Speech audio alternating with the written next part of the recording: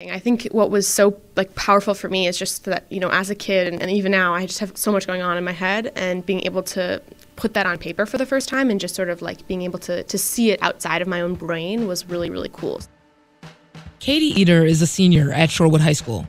She loves reading, writing, and is the editor-in-chief of her school newspaper. So my parents signed me up for a creative writing class, and I very reluctantly went, and I fell in love with it. And, it really was, for me, the first time I felt like I could, have a voice and express myself. Katie recently won a Future of Good Program Award from U.S. Cellular. She's being recognized as one of 15 young humanitarians in the country, making a difference in her community. In 2014, she created a nonprofit organization called Kids Tales. The $1,000 award will help her fund her program.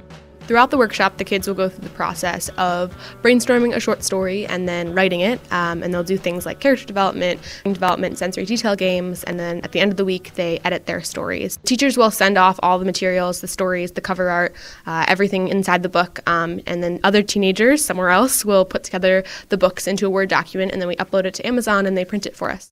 The workshop was a splash for the children she taught.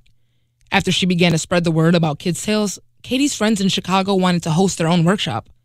Her sister also volunteered to host one in Washington, D.C.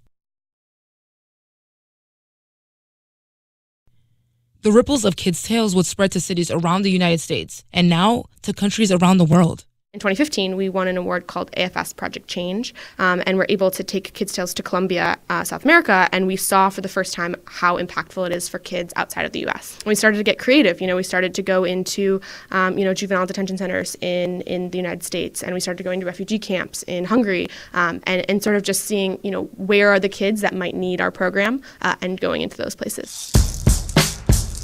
Katie says it's cliche, but kids are the future. And she says it's important to listen to their stories and give them the tools to teach and creatively communicate with adults.